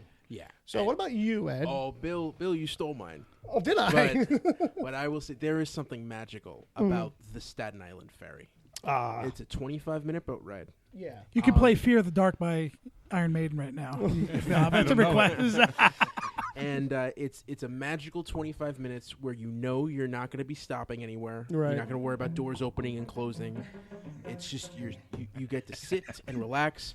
You can even buy a beer on the Right. ferry. Yeah, which is crazy. And enjoy it. And there's Drinking in public is illegal unless you're on the boat. Yep. Okay. Yeah. Just you don't Send you home drunk. How many stockbrokers check Yeah. out? Oh my God. Get that I 5 forget. o'clock boat Get the tall boy. with Soon as that little hiney. Number of the fast- you can go with the number of the how beast. if you fast the know it. line forms Mm-hmm. when the door opens up is Yeah. insane. Yeah. Anyway. But and whether you're on one of the top 2 floors with all the tourists, Me on fire? Jesus, looking out trying to catch the Statue of Liberty, or if you're down at the bottom where my my family used to always Family say, and friends. that's where the real New Yorkers are. They The scary types? Is that what they The meant? bottom level. Is that what they meant by real? Just kind of the people who just kind of want like, just like I just need to sit here defeated for a little while and soak. Not like watching the scrambles all Yeah. dash to whatever side of the ship the ferry is facing. Yes. You know what I mean? As you come across the middle of the water. Yeah. But you know what was never fun? And this doesn't happen as much anymore because they've actually started training the ship pilots since I was a kid. Okay. If you were on the stairwell when the ship yeah. was going in Yeah. and it bounced off there, because they used to just bounce it to slow it down. Yeah. Right. They didn't always adjust the speed quite right. Right. And so they would try and bounce it a little bit. And that actually fucked up one time and split the ship down the fucking middle. Good times. But Look it up. That's another story. So yeah, if you were on the stairs when that happened, though, you were like, boop, boop, boop, you were like a pinball flying down the Yeah. stairs, Yeah, don't be on along the with stairs. 30 other people. I mean, they still do it though, but yeah, don't be on the stairs. Yeah. But you wanted something magical. You spent some time on the Staten Island ferry. Yeah.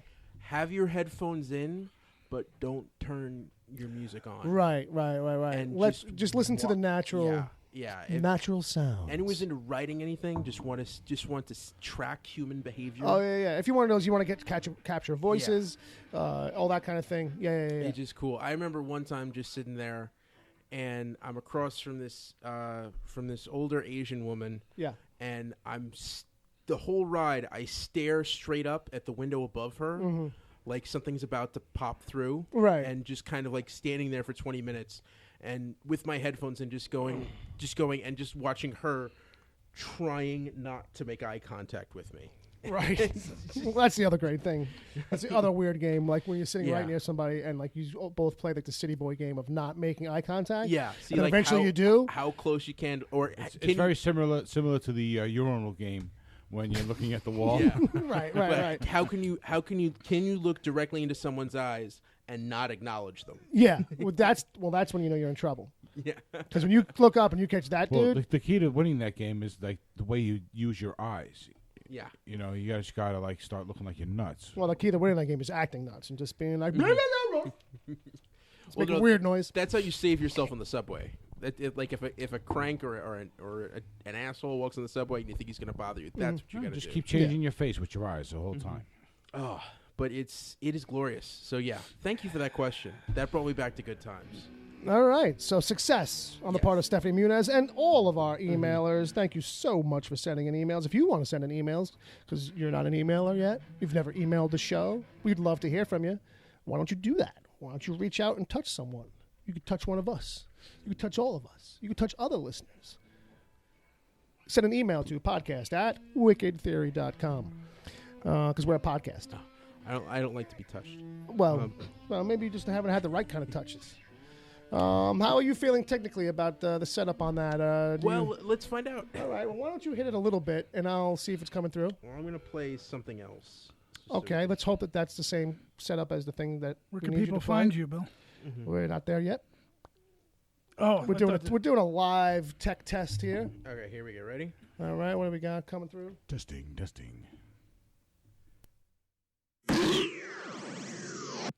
You know, you can never ever say to me that I'm loud again. Absolutely, I can.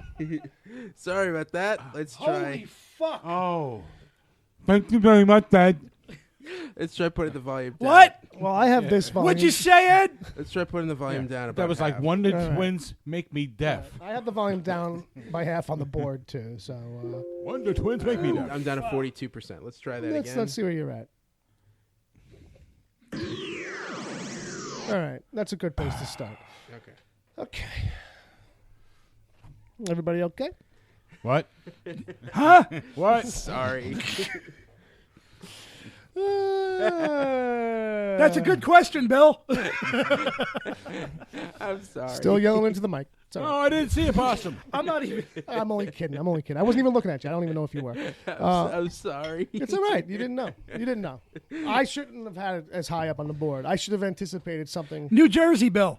What about it? Isn't that you just asked me where I was from? He's still deaf. Yeah. Oh, that bit. Gotcha. I'm sorry, everybody. All right. Well, we'll share the blame, I guess, Ed. Okay. You know, Yeah, I we're mean, we sorry have to. about We that have flat to. tire you got. 75.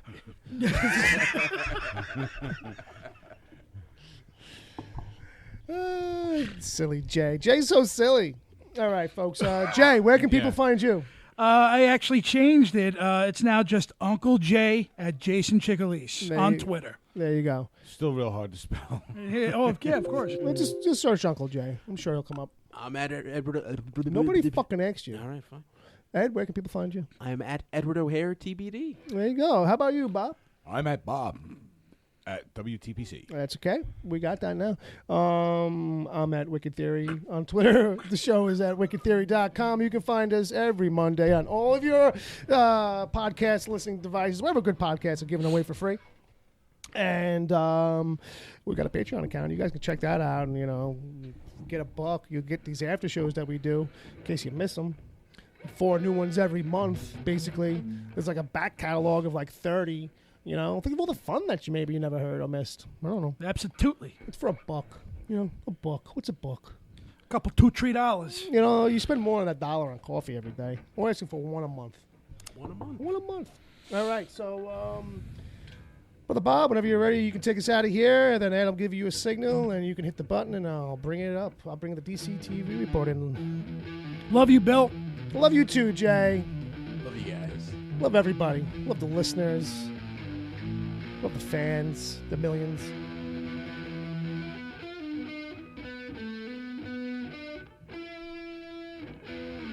Free bird. Hit it, Ed.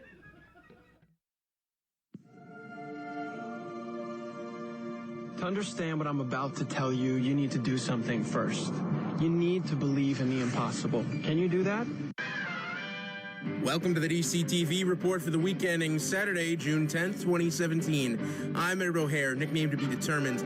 We had 3 new episodes this week, including a massive 2-part finale that brought all the superhero-based shows to a close for the season. Don't worry, iZombie is still going strong with Vertigo Fun, and Preacher's new season is on the horizon. Let's get started.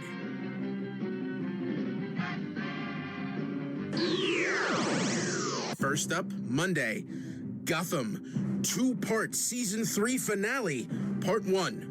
The Tetch virus threw the city into chaos. Jim tried fighting the virus and kept getting calls from Lee, begging him to give in. Turns out Hugo Strange developed a cure, but Fish Mooney snatched him up. God damn it! Why is she still alive?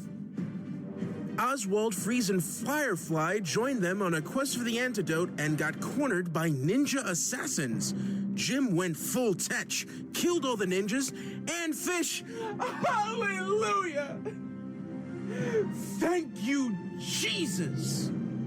The cure was destroyed, but Hugo could make more. He just needed blood from Jervis Tetch, who was just snatched up by Ed, Babs, and a jilted Butch and Tabitha. Alfred tried getting through to Bruce with mixed results. Bruce slipped away and wandered into a secret room to discover a Lazarus pit and Ra's al Ghul. Last minute reveal? Ra's al Ghul believed Bruce could be his true heir and asked him to prove himself by killing Alfred. Alfred tried playing the nostalgia card, but Bruce put a samurai sword through his chest. Part 2. Bruce felt horrible for stabbing Alfred. Ra's al Ghul vanished, leaving Bruce to save Alfred with the Lazarus pit. Jim tried trading Oswald to Ed in exchange for Tetch. Things went sideways. Oswald led Ed into a trap and had Mr. Freeze put him on ice. Butch was anxious to kill Babs, but Babs got wise and shot Butch in the head. Butch survived somehow, and we learned his real name is Cyrus Gold. Tabitha electrocuted Babs to death and took Selena on as an apprentice. Jim and Harvey got Tetch's blood for the cure. Jim finally gave in to Lee's calls and joined her. Harvey slipped Jim the antidote. Jim cured Lee and himself. Lee skipped town, hoping Jim and Gotham could save each other. Last minute reveal? A family was cornered in an alley by a thug, but were rescued by a mysterious figure in black. The figure was Bruce, who climbed a rooftop and looked out over the city.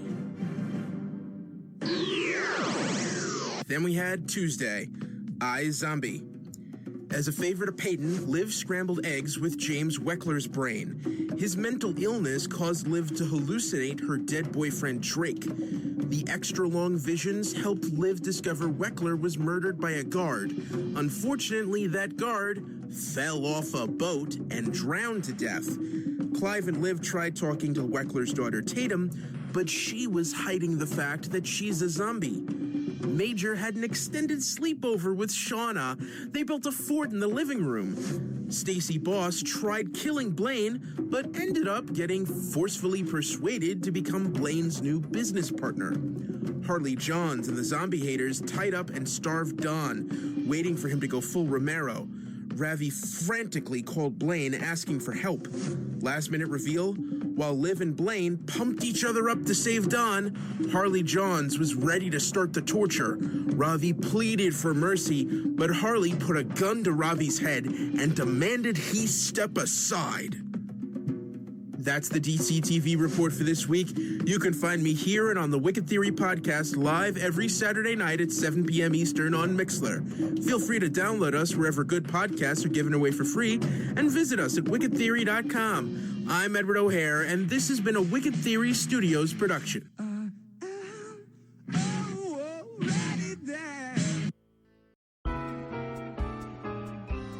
The Wicked Theory podcast is heard live every Saturday at 7 p.m. Eastern until whenever. Just go to mixler.com/wicked-theory. Mixler is MIXLR. Sign up to join the chat. Then click the follow button to get reminders whenever the show goes live.